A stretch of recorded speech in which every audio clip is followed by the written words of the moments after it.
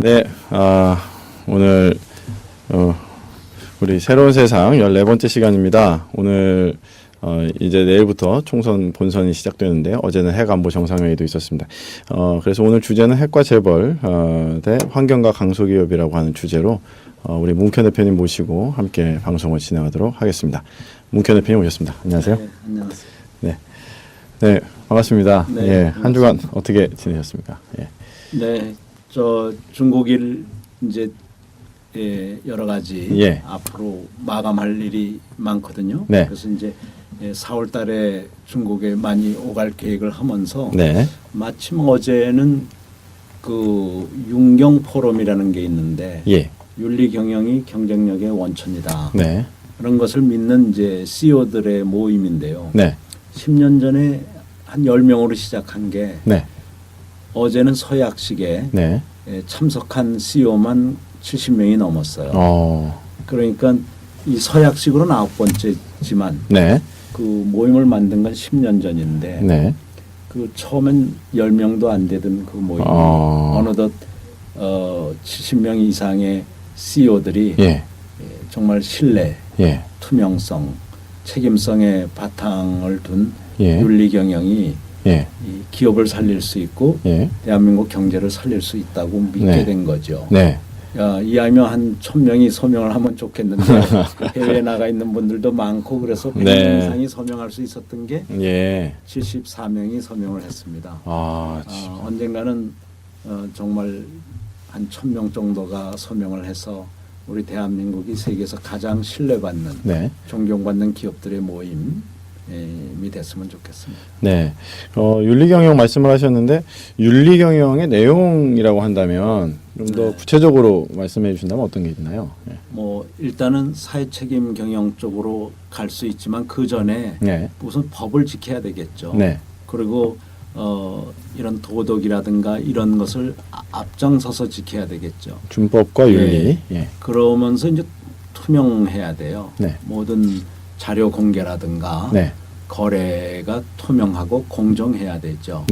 그리고 이제 사회적 책임을 다해야 되는데 그 사회적 책임에는 인권에 대한 책임, 노동권에 대한 책임, 환경권에 대한 책임, 반부패에 대한 책임, 지역사회에 대한 책임, 그리고 협력회사들에 대한 책임, 소비자에 대한 책임 이런 것들이 있어요.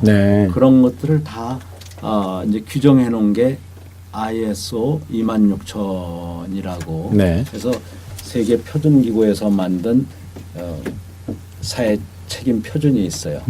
그것을 잘 지키는 기업들이죠. 물론 이 ISO 26000은 2010년 11월에 제정됐지만 그것의 준비는 거의 한 8년 걸렸거든요. 그래서 윤리 경영 포럼인 윤경 포럼이 탄생하던 시점과 같이 시작된 것이 세계적으로는 ISO 26000 제정으로 완결됐고 우리나라에서는 시작은 같이 했는데 아직은 다수의 목소리는 아닙니다. 아직은 학연혈연 지연, 뭐 유착 이런 게 더 중요하다고 믿는 사회죠. 네, 그렇죠. 근데 그래도 뭐 상당히 많은 분들이 이제 공감대가 점점 확산되고 있는 것 같은데요. 다 성공하고 있는 기업들이고요. 어떤 뭐 바람에도 흔들리지 않고 그 투명성과 이 책임성 이것을 바탕으로 국제적 기업으로 크고 있는 데들이죠. 그러시군요.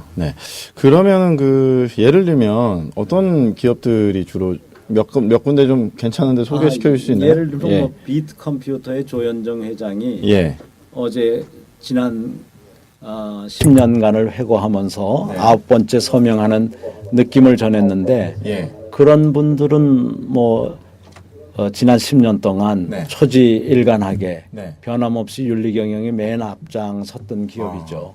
또 뭐 풀무원도 있고 요한 킴버리도 있고 그런 기업 국내외적으로 널리 알려져 있는 존경받는 기업들이 어느덧 70개를 넘어선 거죠. 이제 제가 봤을 때는 우리 시청자분들도 사실 이런 기업들을 좀 조사도 좀 하시고 그래가지고 이왕에 예를 들어서 소비를 할 때는 또 이런 기업 제품들을 소비해주고 그런 게 서로 상생할 수 있는 방법이 아닌가 그런 생각이 예, 그래서 이제 뭐 소비자 주권 시대에 예. 소비자들이 녹색 구매를 한다라든가 네. 사회 책임 구매를 해주면 네. 어렵게 녹색 그 경영을 하거나 네. 사회 책임 경영을 하는 그런 기업들한테 큰 용기가 되죠. 네. 뭐 수단과 방법을 가리지 않는 정경유착이라든가 온갖 유착에 앞장서는 기업 제품을 알게 모르게 자꾸 사주다가 보면은 그렇죠. 사실은 애써서 사회를 바로잡고 경제를 바로잡으려고 하는 그런 녹색 친화 기업 또 가족 친화 기업 네. 또 이 사회 책임 네. 경영 기업들한테 어려움을 줄 수 있죠. 그렇죠. 주로 이제 중소기업들이 많이 가입을 아유 하시나요? 그렇진 않아요. 그렇진 대기업도 않고요. 많고요. 있고. 예, 뭐 요한 킴버리도 뭐 조가 훨씬 더 없는 대기업이죠. 데들이고요. 예. 프루먼도 조가 넘는 데고요. 네.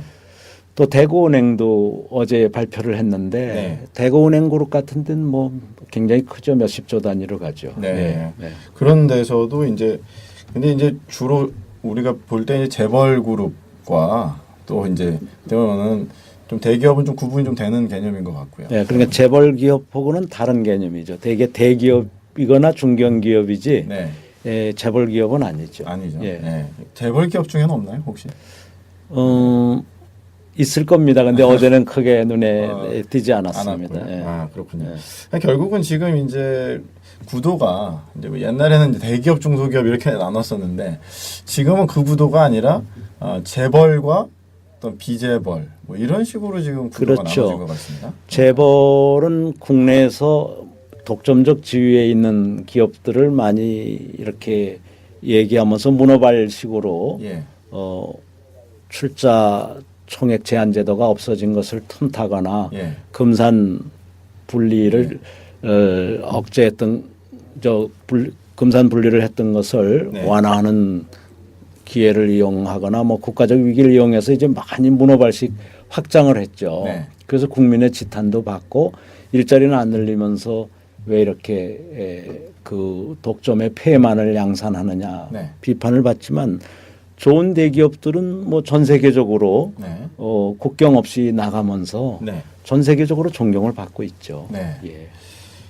그러니까 어떻게 보면은 이제 지금 그 총선을 앞두고 사실은 이제 국민분들이 뭐 지난 시간에도 저희가 말씀을 나눴지만 뭐 이념 문제라든지 이런 거보다는 사실은 이 경제 문제 어떻게 하면은 일자리 문제 이런 것들이 훨씬 더 중요한 부분이고 저희들이 계속 그 말씀을 나누실 때 일자리와 경제 문제 해결하기 위해서는 글로벌 강소기업이 독일과 같이 2,000개 이상 만들어져야 된다. 네. 그리고 이렇게 사회 책임 경영, 윤리 경영하는 기업들이 많아져야지 결국 국가 경제가 좋아지는 것이 아니냐. 예. 근데 지금 우리나라 이 현 정부 들어서는 재벌 기업만 2배 매출 성장하고 네.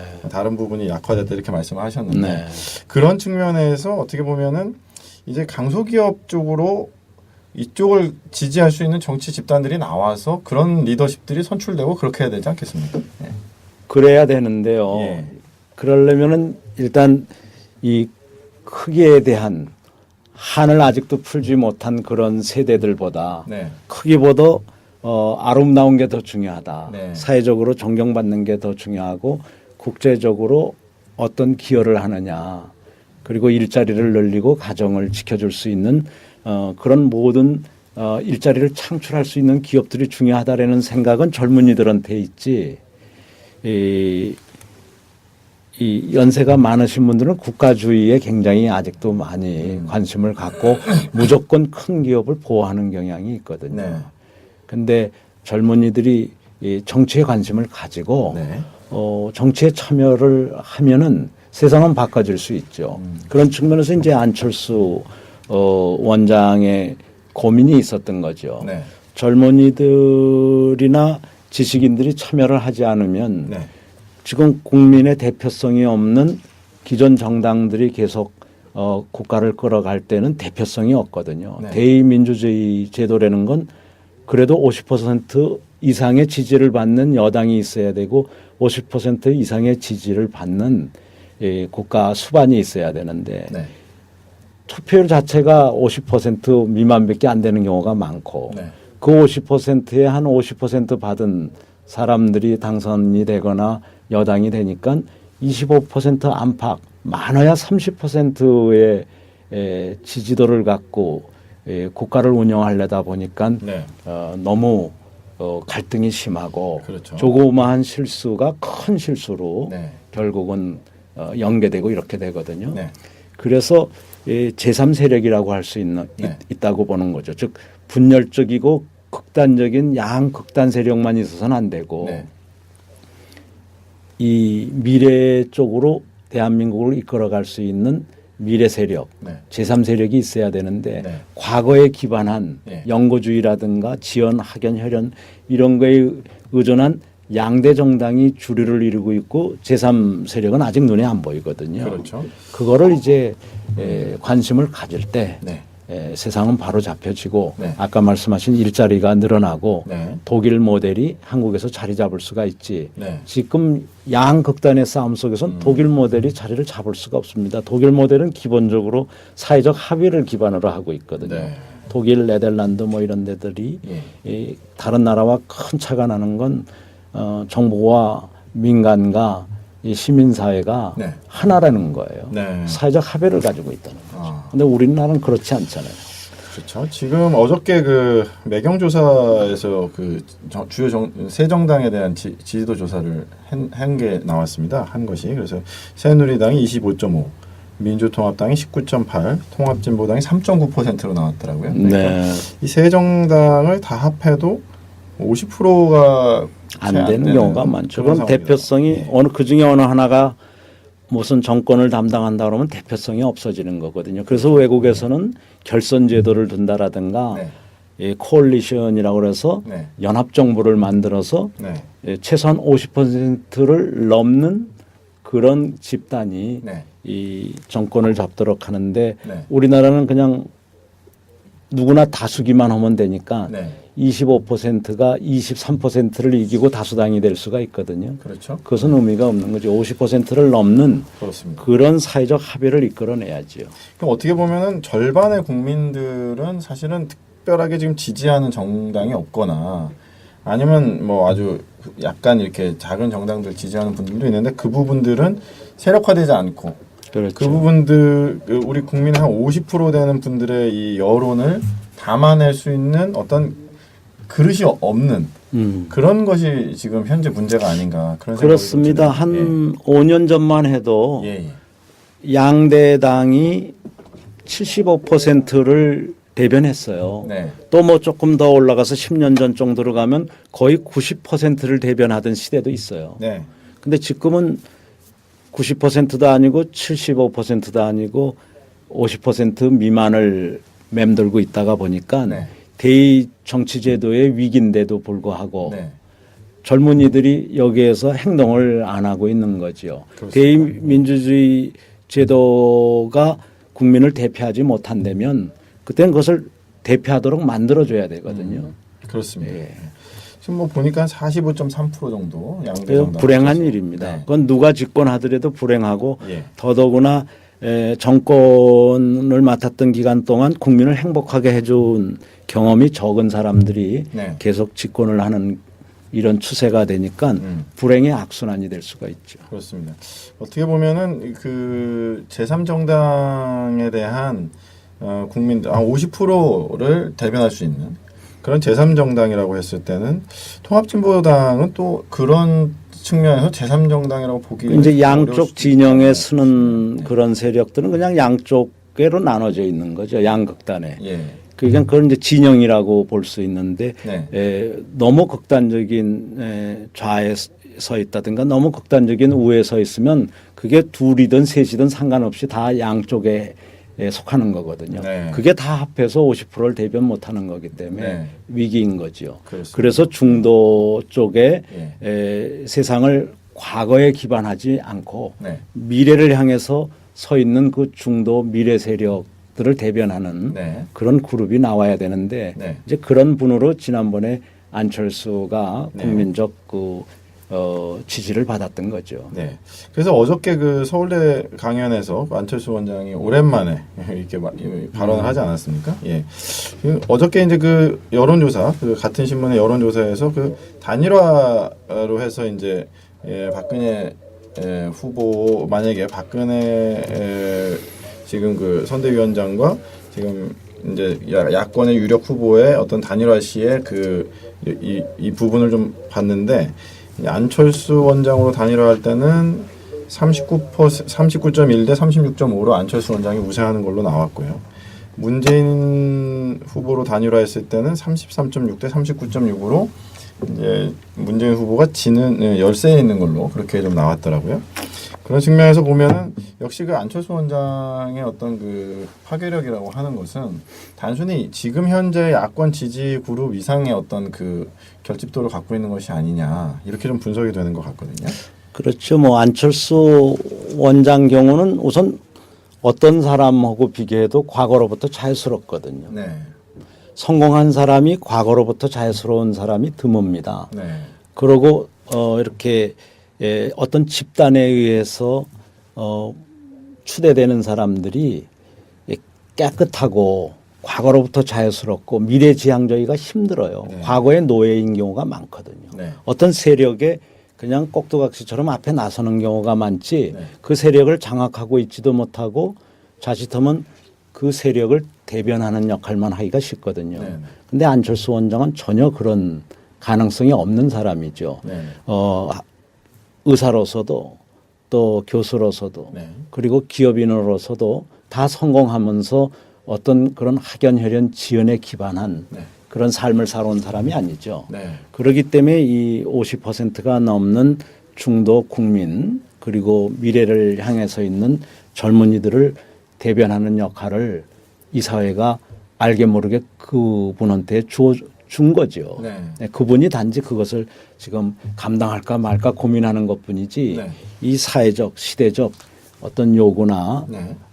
정신은 그런 미래 세력을 대변하는 분, 네. 과거로부터 자유스러운 분, 네. 어떤 부정부패로부터도 자유스러운 분. 그래서 이 나라 예산 350조의 10%는 매년 과감히 절약할 수 있는 분. 그게 한 35조 되거든요. 네. 네. 그리고 이 사회 지하 경제 한 수백조 원 중에서 담세율을 적용해서 30조 내지 50조를 바로 현실화시켜서 그것을 바로 잡으실 분. 네. 이런 분들을 국민은 찾고 있는 거거든요. 네. 그 안철수 원장의 어떤 파괴력이라고 한다면은 특별히 이제 그 50% 지금 양당으로 구분되어 있는 그 50%의 그 이상의 그 중도층이라고 그럴까요? 무당파층이라고 그럴까요? 그분들의 열망을 담아낼 수 있는 후보다. 이게 이제 강점이 아닌가 생각이 드네요. 뭐 아직은 뭐 후보를 나온 건 아니죠. 예, 그러나 국민적 어떤 하나의 그 지지를 받고 있는 네네. 대변인인 거죠. 그렇죠. 예. 네. 그런데 그분의 가장 큰 장점은 경제인이라는 걸 겁니다. 경제인도 뭐 썩은 경제인도 많지만 네. 이분은 썩은 경제인이 아니라 깨끗한 경제인이거든요. 그러면은 다시 말씀드리면은 지금 진영 논리에 이렇게 하지 않겠다라고 하는 것은 그러니까 지금 진영이 진보 보수 뭐 이런 약간 이념적인 갈등이 아직도 많이 남아 있는데 안철수 원장은 진보 보수의 논리가 아닌 경제인으로서 그렇죠. 경제인으로서 일자리를 늘려나가는 거고 국제 경쟁력을 높여나가고 네. 기업의 가장 큰 사명인 사회적 책임을 다하겠다는 생각을 가지고 있는 거거든요. 네. 기업은 자본가들한테 이윤도 남겨주지만 네. 사실은 모든 이해 당사자들한테 기여하는 사회적 책임이 더 중요하다고 드러커 교수 등은 얘기를 했고 그것이 지금 전 세계의 하나의 중심 논리로 채택돼 가거든요. 네네. 과거식 금융자본주의 위주의 그런 경제는 실패했다. 양극화만 심각화시키고 부패만 심각화시킨다. 네. 그래서 안철수 원장도 이야기하다시피 네. 사회적 책임을 다하는 일자리를 늘릴 수 있는 네. 그리고 책임지고 투명한 네. 그런 공정한 경제가 돼야 네. 중소기업 활성화가 일어나고 결국 중소기업이 일자리를 네. 수백만 개를 더 만들 수 있다는 거거든요. 네. 어떻게 보면 이제는 국민의 어떤 그 지금 여론이나 좀 관심이 지금 뭐 약간 그 과거지향적인 이념 대결 구도, 진보 보수 진영 논리에 네. 너무 많이 이렇게 식상해 하시는 분들이 많이 있는 게 아니냐. 이제 어제 안철수 원장도 그 얘기를 했더라고요. 양 진영에는 절대 속하지 않겠다. 네. 왜 그러냐면 자칫하면 진영 싸움을 하다가 보면 국민을 대변하기보다는 본인들이 이기려는 데만 집착하거든요. 네. 그럼 국민을 대변하지 못하거나 국민을 행복하게 할 수 없는 그런 그 분들이 네. 예를 들어서 너무 진영 싸움만 하다가 보면은 사실은 머슴들이 주인들 생각은 안 하고 이 머슴들이 그 자리에 어떤 자리를 차지하기 위해서 네. 그러는 것으로 보일 수가 있거든요. 그렇죠. 그래서 안 원장이 그 양대 진영에 속하지 않고 미래를 보겠다. 네. 이것은 경제인으로서 아주 올바른 처신이라고 봅니다. 네. 경제인들은 좀 미래를 볼 수가 있는 능력이 있거든요. 네. 사실은 이제 결국은 정치인들이 가장 신경 써야 되는 것이 결국 국민들의 삶을 풍요롭게 해주고 일자리죠. 해주고. 예. 근데 일자리를 4,500만 개를 늘릴 수 있는 방법이 있는데도 계속 안 늘려온 게 기존 양대 정당이거든요. 할 수 있는데 의지가 없는 거라고. 그렇습니다. 말이죠. 예. 사회적 합의를 이끌어내는 능력도 없고 네. 의지도 없는 거죠. 네. 4,500만 개를 분명히 선진 방법으로 하면 갈 수 있는데도 안 하는 거. 네. 그리고 중소기업이 일자리의 원천인데 중소기업이 저렇게 위축되고 네. 허드럭 놔둔고 네. 중소기업이 2천만 명 가까이 고용은 하고 있지만 젊은이들이 거기를 마음 신나게 달려가질 못하잖아요. 예. 왜냐하면 그쪽이 위축되고 있다고 보는 거거든요. 20대들은 별로 선호하지 예, 않죠. 그러나 독일처럼 중소기업이 아주 세계적으로 존경을 받고 네. 또 성장도 많이 하고 네. 이익도 많이 내고 일자리를 계속 창출하는 것이라면 우리 젊은이들이 왜 중견기업을 안 가겠어요. 네. 그래서 우리도 독일 모델을 과감히 받아들여서 네. 독일 모델을 실천할 수 있는 능력자들이 네. 이 사회 지도층에 가야 되는데 네. 과거 방식으로 상대방 공격만 하고 서로 싸움만 하는 네. 그리고 미래를 창조할 수 있는 능력이 없는 분들이 네. 자꾸 중요한 자리에 가면 안 되는 거죠. 네. 이번 총선에서는 지금 현재 상황으로서는 이런 국민들의 열망을 대변할 수 있는 정당은 잘 안 보이는 것 같습니다. 그래도 뭐 예. 국민들이 예. 눈을 부릅뜨고 좋은 사람들을 찾아야죠. 예, 예. 그런 사람들이 또 많이 있다고 봅니다. 네. 그래서 다음 주에는 뭐 그런 이야기를 좀 더 많이 하게 될 네. 것 같은데요. 네, 다시 네, 생방송 중에 방송 연결에 문제가 있어서 잠시 중단된 것들을 양해 말씀을 드리겠습니다. 네, 저희가 위키트리에서 지금 생방송으로 진행하고 있는데 온라인에 여러 가지 제작 여건이 상 가끔가다 이렇게 생방송이 너무 끊기는 일도 있는 것 같습니다. 네, 질문 있으신 분들은 샵 문국현 붙이셔서 트위터로 질문해 주시면 실시간으로 답변해 드릴 수 있도록 그렇게 하겠습니다. 아까 말씀하시던 내용들을 계속 좀 그래서 이제 예. 2007년부터 독일은 정부 재창조에 들어가잖아요. 네. 그런데 앙겔라 메르켈이 예측한 대로 2008년에 세계적인 금융위기가 나타나고 그게 리만 브라더즈 사건으로 아주 세계적인 큰 파장이 일게 됐죠. 예, 글로벌 경제 위기가. 예, 그래서 예. 2009년부터 사실 독일은 4,500만 개의 일자리를 일시적으로 감축하고 네. 해고를 할 뻔했었어요. 예. 근데 앙겔라 메르켈 정부가 독일 기업들과 근로자들과 합의를 보기를 네. 정부가 인건비의 60%를 낼 테니 기업이 30%를 내고 개개인들은 10%를 덜 받는 운동을 통해서 우리가 이 위기를 함께 건너자. 네. 사람을 해고 없이 건너자. 그래서 태반의 기업들이 그걸 따라갔는데 네. 1년 8개월이라는 그 합의 기간 도중에 독일 경제는 다시 살아나면서 거의 한 명도 해고하지 않으려고 했던 그 의도가 적중한 거예요. 네. 그래서 독일 경제는 붐을 이루면서 상대적으로 활성화가 되면서 오늘날 2천억 불 이상의 무역 흑자를 내면서 일자리를 4,500만 개를 추가하는 추세로 가고 있는 거예요. 그러니까 4,500만 개를 해고할 뻔했던 경제가 해고도 안 했을 뿐만 아니라 4,500만 개의 새로운 일자리를 만들어서 실업률이 반토막이 됐죠. 완전히 발상의 예, 전환을 이런 것들이 거군요. 경제적 그 관점에서 일자리 중심에서 모든 것을 보고 정부의 부정과 부패와 무능을 줄여서 그 자원을 일자리 늘리는 데 쓰겠다는 아주 대표적인 예고요. 김희찬 교수라는 분이 블루오션 스트래티지라는 쪽에서 정부의 이런 조직과 활동과 예산은 틈틈이 폐기되고 줄이고 늘리고 재창조하는 이 절차를 밟아야 된다. 이것을 블루오션 스트래티지라는 책에서 얘기하거든요. 독일의 사례도 그 예고요. 우리 대한민국도 그런 방식의 의지 있는 지도자가 몇 사람만 나오면 재창조될 수 있다고 봅니다. 과감하게 계속적으로 이제 그 정부 예산의 불필요한 부분을 계속적으로 이렇게 그게 우리 한국 재정에서 35조 원은 넘는다고 보는 거예요. 매년 35조. 매년 35조. 많으면 그보다 훨씬 더 되겠지만요. 그냥 어떻게 보면 녹슨 수도관에서 물 새는 것 같이 그냥 이렇게 누수되는 불필요한 예산이다. 근데 단순 누수면 모르겠는데 부정부패와 연결된 것도 많거든요. 오히려 악화시킬 수 또 반복적으로 중복 사업도 많고 또 서로 협력이 안 돼서 돼 있는 것도 많고 그것만 해도 35조 원이 넘는 데다가 이 지하 경제 그것을 바로잡는 데서 올 수 있는 효과도 30조 원이 넘는다고들 보고 있는 겁니다. 그 질문해 주시면 질문에 답변 드리도록 하겠습니다.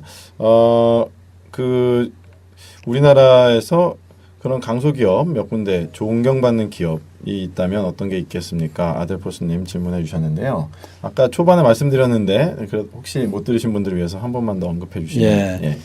이제 어제 윤리 경영이 경쟁력의 원천이다라는 것을 믿는 기업들은 100군데가 더 됩니다.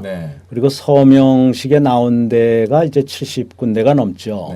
그러니까 그런 분들은 거의 다 존경해도 또 신뢰받을 만한 좋은 기업들이라고 봅니다. 그러나 이제 그분들이 이런 무슨 여러 가지 그 기준에 의해서 계량적 분석을 해가지고 상을 받는 업체 늘 나타나는 데들은 아니에요. 왜냐하면 상을 못 받는다고 해서 나쁜 업체라고 볼 수는 없고요. 오히려 어제 그 자리에 모인 기업들이 더 우수한 기업들이라고 봅니다. 그리고 상을 가끔 받지만 그거는 계량적 분석에서는 상을 받을 자격이 있는지 모르지만 실질적으로는 썩은 기업도 개중에 많거든요. 그래서 뭐 한마디로 이렇게 어떤 기업이다라고 그러면 어느 기업이 너무 주가가 올라가고 어디가 주가가 떨어질까 봐 함부로 말하긴 못하지만 자신 있게 말할 수 있는 데는 뭐 예를 들면 비트 컴퓨터 어제 얘기 드렸던 데라든가 뭐 대구은행도 그런 데 갔습니다. 그다음에 풀몬도 그런 데 갔고요. 또 유한킴보리도 지난 10여 년 늘 그 위치에 있었었죠. 비트 컴퓨터, 유한킴벌리, 풀무원, 대구은행 이런 기업이 있었다. 또 휴맥스 같은 데도 아주 좋은 기업이라고 생각합니다. 개인적으로는. 휴맥스는 무슨 기업입니까? 휴맥스는 저 셋톱박스라고 그래서 통신 기계를 파는 아주 그렇군요. 기업체인데 세계적인 업체고 매출액도 거의 뭐 2조 정도 이렇게 되고 벤처 기업으로 시작해서 20년 만에 세계적인 기업이 된 데가 휴맥스라든가 또 이런 비트 컴퓨터도 있고요. 안철수 연구소는 규모는 작지만 거기도 뭐 같은 계열에 있는 데들이죠. 이런 좋은 기업들이 아직 국내에 있고 점점 늘어나고 있는 게 어떻게 희망이 아닌가. 그렇습니다. 늘어나는 게 중요합니다. 그 또 하나 질문이 들어왔는데 아까 안철수 원장 말씀을 하시면서 이제는 좀 그런 새로운 형태의 리더십과 정치 어떤 그룹들이 좀 형성돼야 될 필요성들을 많이 말씀하시지 않았습니까? 거기에서 이제 문 대표님은 어떤 역할을 하실 것인지에 대한 질문이 나왔네요. 뭐 오랜 세월 같은 고민을 했던 사람이고 자주 만나던 사람이니까는요. 안철수 원장이 이제 점잖은 사람이다 보니까 어저께 이제 학생들하고 대화에서도 부패의 규모라든가 이 부패를 바로 잡지 않으면 어떤 문제가 생기는가에 대한 이런 절박한 이야기들은 안 하고 기존 양대 진영이 국민을 대변하지 못하고 있다. 네. 그 얘기만 하고 그 양쪽에 혁신이 필요하다라는 얘기를 했는데 네. 안철수 원장이 점잖아서 못하는 말은 제가 많이 보완을 하거나 저는 뭐 한 30년 가까이 시민사회와 기업을 늘 왔다 갔다 하면서 네. 활동하고 이 사회가 부패가 없는 사회가 될 때 네. 우리 대한민국이 진정한 선진국이 되고 네. 약자들이 보호된다라고 믿고 네. 중소기업이 활성화되고 네. 일자리가 늘어난다고 믿기 때문에 네. 안철수 원장을 다양한 방면으로 도울 수는 있다고 생각합니다. 아. 네, 뜻이 또 늘 비슷해요. 예. 원래 대표님도 점잖으신데. 안철수 원장에 비하면 제가 좀 현실 얘기를 많이 하죠. 예. 그러시군요. 알겠습니다. 사실은 이제 그러한 새로운 정치 지형이 어떻게 보면 총선 이후에 형성이 되지 않을까 그런 생각이 좀 들거든요. 네. 예, 이번 총선에는 민의가 다 나타날 수 없는 환경이라고 봅니다. 네. 우리 경제는 겉보기에는 그저 양극화만 심해졌다. 그렇지만 견딜만 하다라고 할지 모르지만 네. 중국과 인도에 비해서 네. 우리는 상당히 어려운 지경 쪽으로 가고 있거든요. 네. 많은 것이 이 드레싱, 화장에 의해서 네. 잘 안 보이는 것뿐이거든요. 네. 그래서 총선 이후에 국민들이 좀 더 심각하게 고민할 기회가 오리라고 보고 아무것도 바뀐 게 없구나 이런 느낌을 가질 가능성이 많다고 봅니다. 네. 네. 이제 그 국민의 열망이 올해 어쨌든 대선에서는 반드시 좋은 방향으로 그렇게 네. 좀 모아졌으면 좋겠다 그런 생각이 좀 그렇습니다. 듭니다. 네. 한 가지 또 이제 주제를 좀 전환해서 네. 어저께 이제 그 해관부 정상회의가 마감을 했습니다. 네. 결과는 뭐 특별한 내용이 있었던 건 아닌 것 같은데 결국은 고농축 우라늄을 좀 줄이자 그리고 핵물질 가지고 뭐 테러할 수 있는 그런 집단들에게 이런 것들을 좀 어떻게 방어할 수 있는 뭐 이야기들을 해보자 주로 이제 이런 얘기 많이 했는데 여기서도 이제 선진국과 또 개도국 간의 약간 입장차도 좀 있었던 것 같고요. 특별히 이제 중국 같은 경우는 이제 그 원자력 발전이나 이런 핵 원료를 사용하는 부분에 있어서 조금 더 유연한 입장을 좀 취하는 그런 것 같습니다. 그 해관부 정상회의를 보시면서 좀 느끼신 부분이 있으시다면 한 말씀해 주시죠. 일단 이게 뭐 97개국 이상 거의 100개국이 협정에 서명을 해야 발효하는 건데 네. 뭐 50여 개 국가가 몰려다니는 것이니까 국제적 구성력이 있는 건 아니죠. 우선. 네, 그렇죠. 우선 네. 그런 의미에서 이제 큰 효과를 기대할 수도 없었지만 네. 또 마찬가지로 예. 늘 있던 이야기를 반복한 거라고 보고요. 네. 뭐 고농축 우라늄을 평화적 이용할 때 저농축 우라늄으로 하면 더 안전해지니까 네. 저농축 우라늄을 뭐 의료 쪽에서 쓰자 뭐 이런 얘기들은 늘 나오는 얘기라고 보고요. 결국 독일처럼 원전 없는 사회로 가느냐가 일반 생활인들은 더 관심이 있을 것 같고요. 네.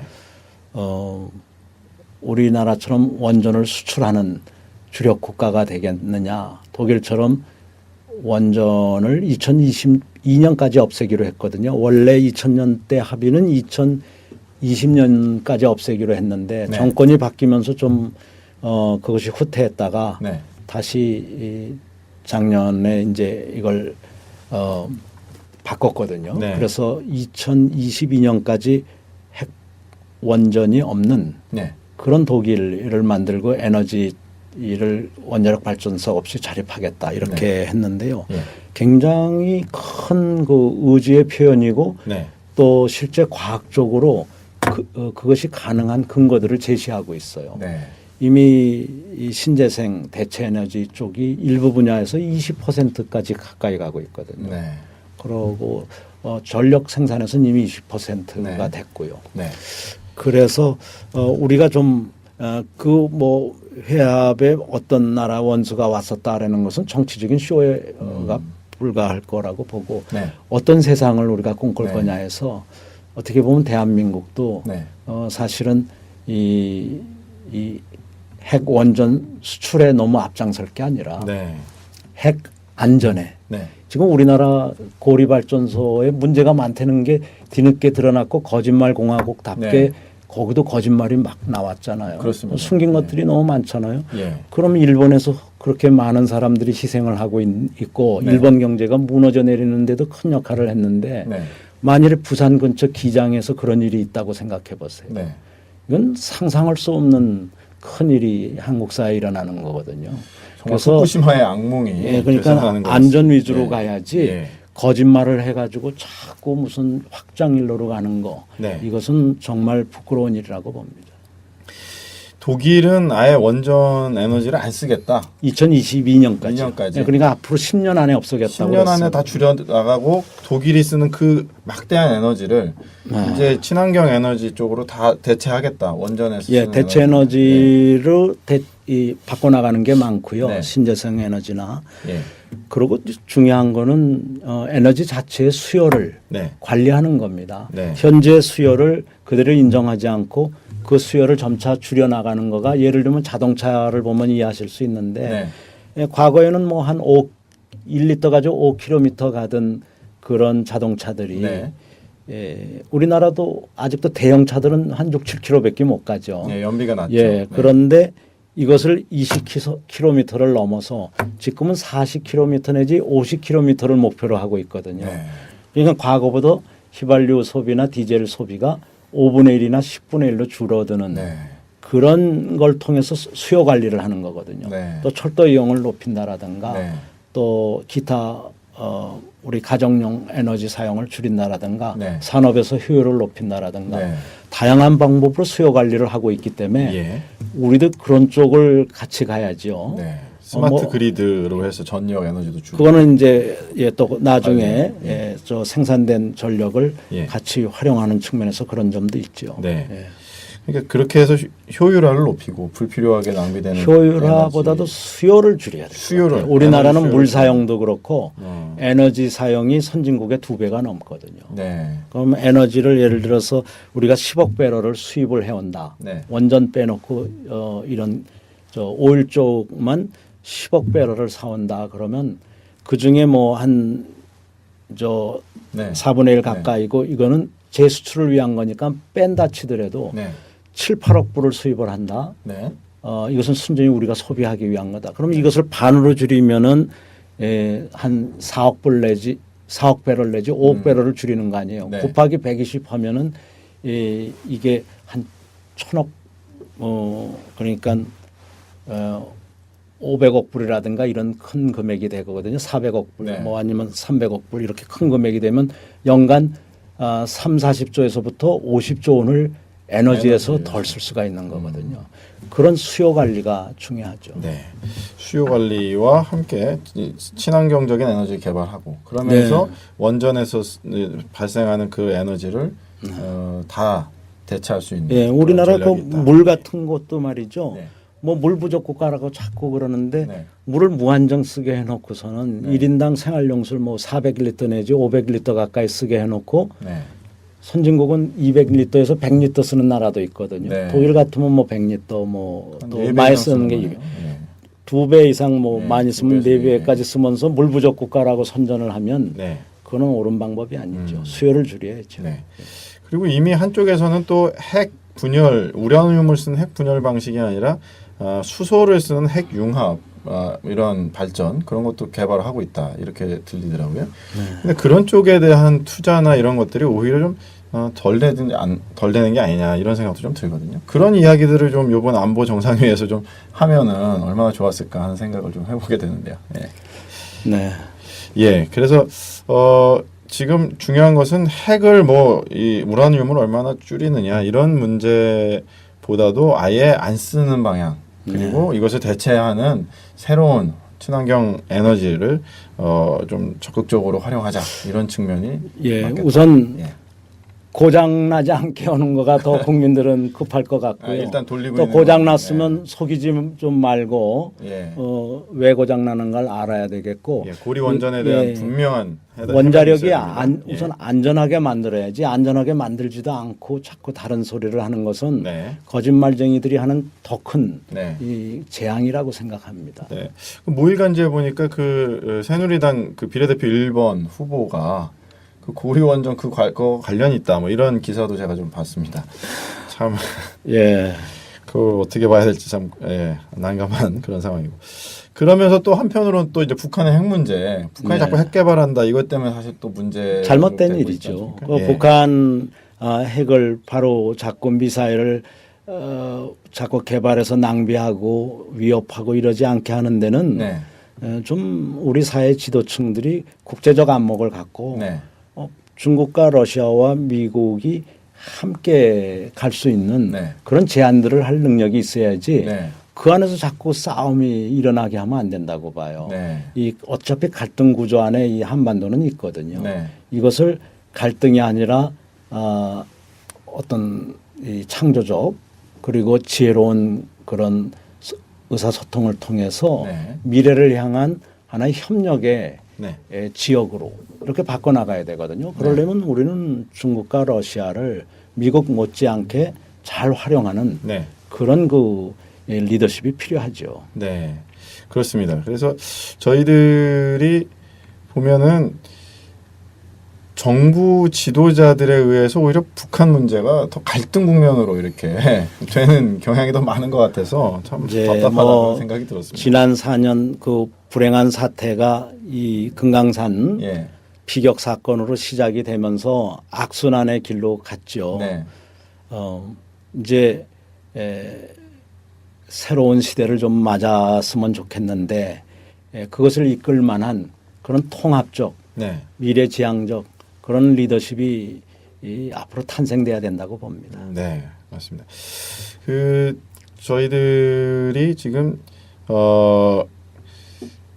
북한과 안보 문제 이런 부분에 대한 불안감을 해소하기 위해서는 또 역시 좀 평화적이고 또 이 이데올로기 갈등에 의해서 너무 이렇게 대결 국면으로 가지 않는 그런 지도부가 선출될 필요가 있겠다. 경제 중심으로 가면 모든 게 풀립니다. 네. 근데 이거를 경제를 자꾸 그 약화시키고 예를 들면 개성공단을 약화시키고 낮은 선봉 사업 같은 것을 약화시키면서 자꾸 군사적 대결에 끌려 들어가면 그럼 서로 불행해지죠.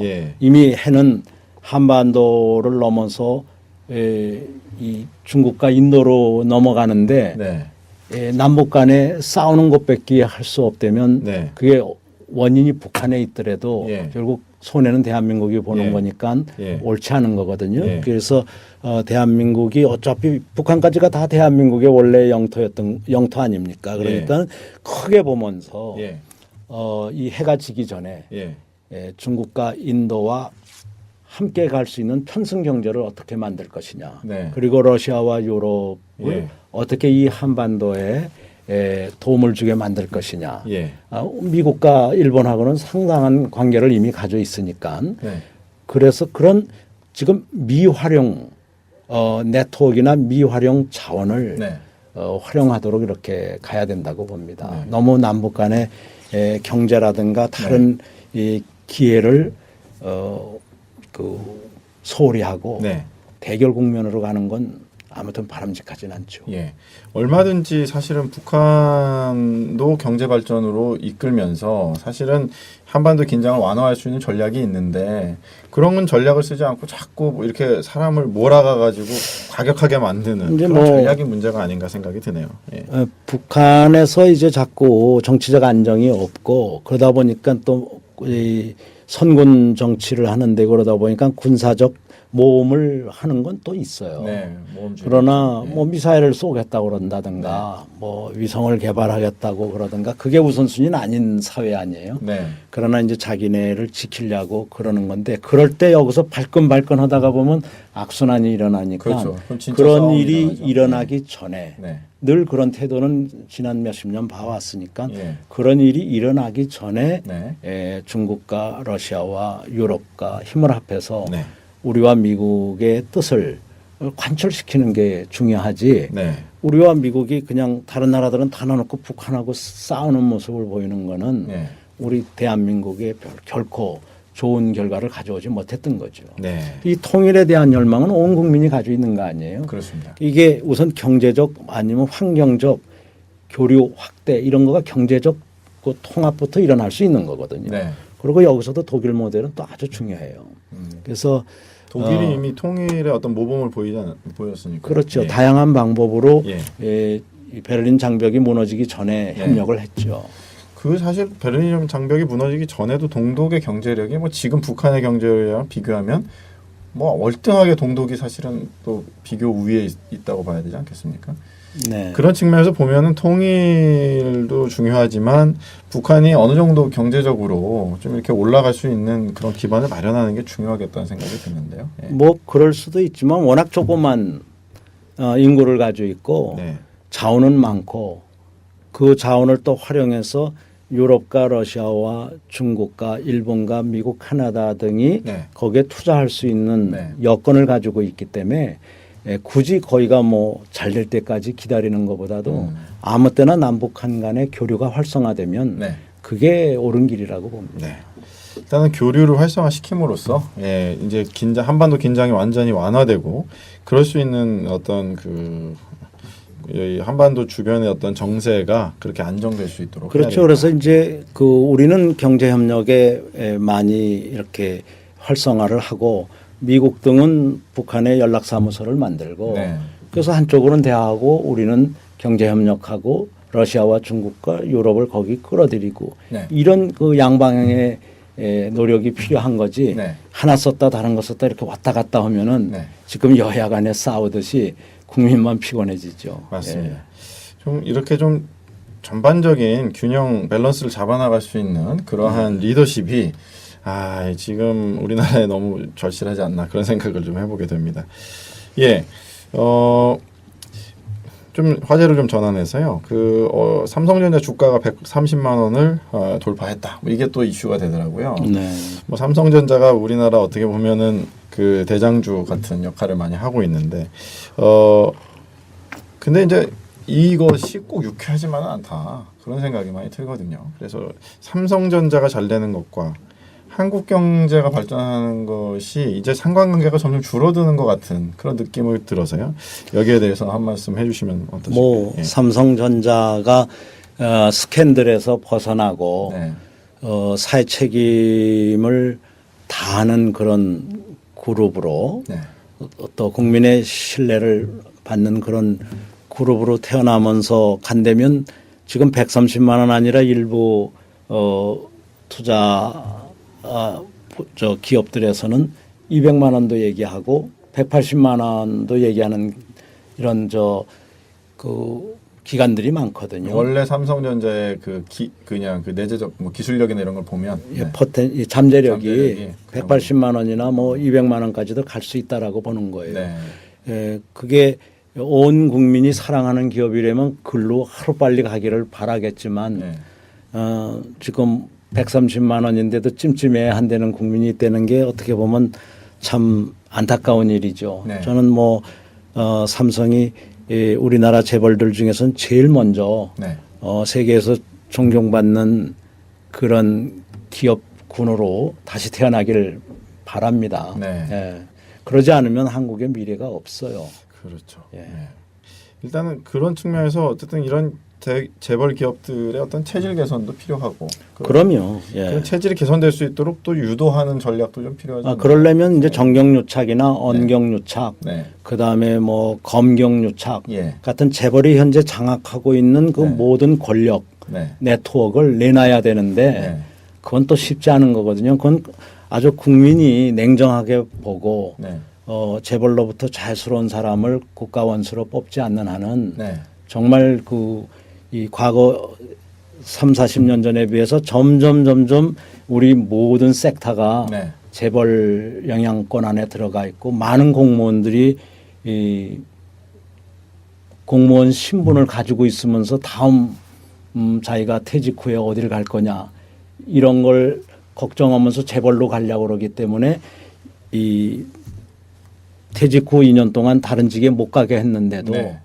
그런데도 결국 이런저런 방법으로 돕고 있는 게 현실이라고 그러거든요. 그렇죠. 예. 이런 걸 바로 잡기라는 건 예. 정말 고양이한테 생선 먹지 말라고 하는 것만큼 쉽지 않은 것 같습니다.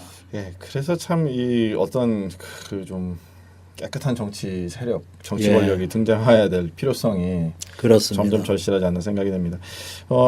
어쨌든 그런 의미에서 결국은 경제인들이 건강한 아까 말씀드린 것처럼 그 70명의 어떤 그런 경제인들 같은 분들이 정치 구조를 바꾸는데 참여해야 되지 않나? 그런 그러니까 생각이 좀 뭐 들거든요. 이미 그 74명 중에도 뭐 여러 사람이 직간접적으로 정치에 조언을 하고 있고 뭐 참여도 한 적도 있고 그렇죠. 그렇지만 안철수만큼 영향력 있는 위치에는 없었기 때문에 네. 안철수 원장 같은 사람이 그야말로 수십 명의 경제인들과 함께 한국 사회를 바로잡겠다 그러면 국민이 그거는 믿어주겠죠. 그러나 다른 기득권에 기반하고 과거에 기반한 사람들이 이 사회를 혁신하겠다 그러면은 거의 뭐 믿는 사람은 50% 미만이겠죠. 네, 그렇습니다. 그런 측면에서 안철수 원장으로 대변되는 어떤 그 새로운 국민들의 열망들이 이번에는 꼭 발현되기를 기대해 근데 보겠습니다. 그 벽이 아주 저항을 하는 그 벽이 두터워서 네. 안철수 원장이 그것을 뛰어넘게 해주려면 많은 사람들이 자발적이든 또 직접적이든 간접적이든 도와줘야 그것이 가능해지지 네. 안철수가 못 나오게 하는 네. 그런 힘도 더 많이 있지 않습니까? 네. 국민들께서는 안철수가 뭐 나약하다 유약하다 이렇게 얘기할 게 아니라 네. 저만한 기업인도 없다. 네. 저만한 학자도 없다. 이렇게 네. 보시면 좋을 것 같습니다. 네. 그리고 뭐 정치 나오지 말고 좀 계속 이런 식으로 견제만 하라 뭐 이런 입장도 있으신 것 같은데 그건 어떻게 보십니까? 저 이제 21세기는 정말 경제 시대고 네. 일자리 창출 능력 여부에 달려 있는 거거든요. 네. 그리고 전 세계 50대 조직이 네. 50번째로 큰 조직이 전 세계에서 50번째로 큰 정부보다도 더 커요. 그만큼 기업으로, 이 네. 기업은 세계화가 됐고 네. 기업의 사회적 책임이 중요한데 네. 이제 일자리라든가 이런 걸 정부에라 맡겨만 놓기에는 네. 정부는 너무 구식화돼 있고 네. 고루화돼 있는 데가 많아요. 네. 그렇기 때문에 정부가 잘하는 영역과 네. 기업이 더 잘하는 영역을 잘 결합해야지 네. 기업 보러 일자리 창출에 관심 갖지 말아라. 뭐 중소기업 살리는 데 관심 갖지 말아라. 그게 다 공통의 영역인데 그거는 안 되는 일이죠. 네. 예. 기업들은 잘 되면 일자리를 창출하게 되죠. 그렇죠. 예. 네. 근데 중소기업이 살아남을 수 없는 구조, 그리고 일부 대기업 집단이 정경유착에 의해서 막대한 어떤 부당이득 같은 것들을 챙기는 이런 구조가 사실 문제가 아닌가 그런 생각도 좀 듭니다. 네. 예. 그러나 독일을 보면 대기업은 몇 개 안 되고 네. 우리식 대기업은 뭐 거의 없고요. 네. 그야말로 이 세계 명품 기업이라는 게 80%나 독일에 몰려 있거든요. 네. 보면 정말 부럽습니다. 일자리 창출에 앞장서고 네. 그리고 사회적 책임을 다하고 네. 항상 혁신에 앞장서 있어서 네. 그것이 에너지 쪽이든 네. 환경 쪽이든 뭐 많은 쪽에서 독일은 앞서가고 있거든요. 네. 그러니까 잘 나가는 삼성전자 같은 기업 하나보다 뭐 작지만 한 2,000개 정도의 그런 기업 집단이 있는 게 고용률이나 뭐로 보나 더 유리하지 않나 그런 생각. 그런 것도 삼성전자도 계속 갈 수 있으면 좋지만 삼성전자가 뭐 15년 전에 위기를 맞아서 네. 결국 LG와 빅딜을 해서 살아나고 네. 또 온 국민이 이 새로운 제품을 사주기로 하고 국가가 구조조정 자금을 대주고 이래서 살아났던 재벌들 중에 하나 아닙니까? 네. 언제 그렇게 될지 모르죠. 요즘에 일본 엔화가 다시 약세로 돌아서고 있거든요. 네.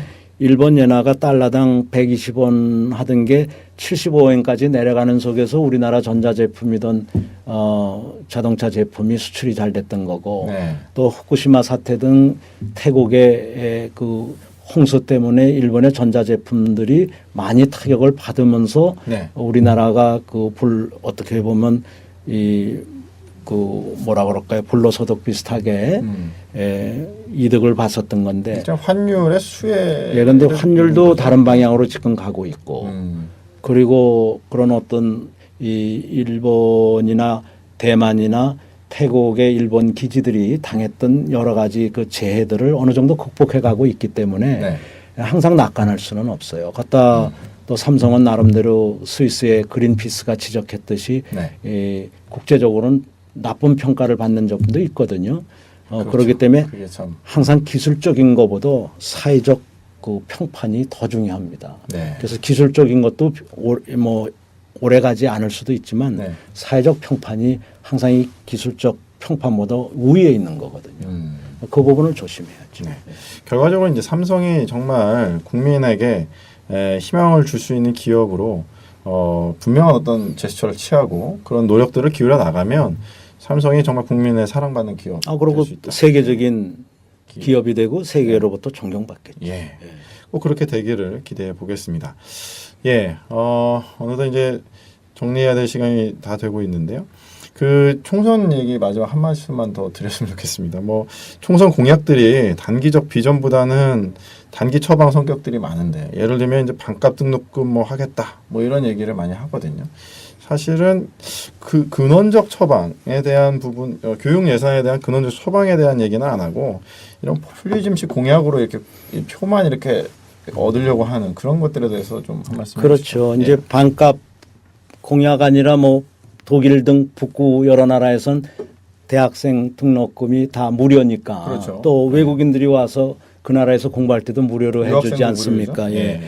그런 거를 생각하면 반값도 사실은 많은 걸지 모르죠. 왜 우리는 무료로 못 가느냐. 네. 지식 경제 시대에 어떻게 해서라도 대학과 산업의 결합을 통해서 융합을 통해서 활성화해야 될 텐데 네. 왜 우리는 이것을 반값도 못하고 무료도 못하느냐. 네. 이걸 보면 예산 낭비와 부패에 있는 거거든요. 네. 그럼 이 예산 낭비와 부패를 줄여서 교육 예산을 현재 GDP의 4몇 % 쓰는데 이걸 8%로 올리겠다라든가 네. 그러다가 보면 대학은 자동적으로 연구소와 함께 중소기업을 살리는 네. 또 대기업을 더 세계화하는 하나의 중심 기구가 되면서 네. 그것이 국가의 어떤 핵심 그 전략의 하나가 될 수 있는데 네. 이걸 예산을 어떻게 전환하시는- 줄이겠다. 네. 어떻게 부패와 무능과 낭비를 없애겠다. 네. 그래서 이걸 8%까지 가겠다. 네. 라는 것을 약속도 못하고 지난 정권을 가지고 있는 동안 그런 걸 한 번도 해내지 못한 사람들이기 때문에 네. 뭐 반값 등록금 경쟁을 하거나 이러는 것은 전부 그야말로 급하니까 하는 소리지 네. 근본적인 것은 우리는 이렇게 부패와 무능과 네.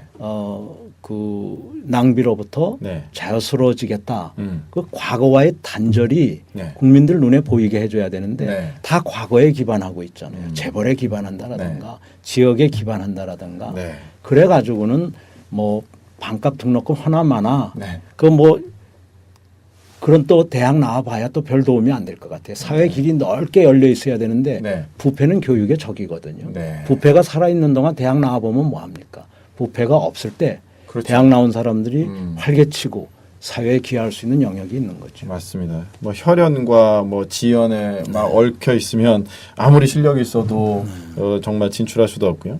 그리고 세금 더 걷어가지고 이렇게 반값 등록금 하려고 하지 말고 세금을 어떻게 서서히 줄여서 그 잘못 쓰는 예산을 이런 정말 대학 교육 예산으로 이렇게 전환할 수 있는 그런 의지가 필요하다. 자칫하면 이런 예. 정부나 정치는 돈 먹는 하마가 될 가능성이 많습니다. 네. 아무것도 기여하지 않고 네. 국민들하고는 계속 멀어지면서 네. 돈 쓰는 잔치. 네. 1년에 350조라는 예산을 그냥 이렇게 얌전하게 국가에다 갖다 주는 나라가 많지 않거든요. 네. 이 350조를 쓰는 재미에 빠져 있는 것이지 그걸로 국민을 위해서 어떻게 네. 쓰겠다라는 네. 그런 게 부족한 거고 그러려면 이제 그 아까 블루오션 스트래티지에서 네. 과감히 폐기할 줄 알고 네. 없애고 줄일 줄 알아야 되죠. 네. 그렇습니다. 이번 총선 후보자 분들께서는 꼭 정부의 불필요한 예산 어떻게 절감해서 그것들을 사람 살리는 예산으로 쓸 것인지를 고민하시고 또 이것들에 대해서 국민들에게 약속을 해주시기를 부탁을 드리겠습니다. 어느덧 시간이 많이 지났습니다. 이제 내일부터 총선 이제 14일 동안 아주 이제 전쟁이 시작되는데 국민분들께 한 말씀 해주시죠. 네.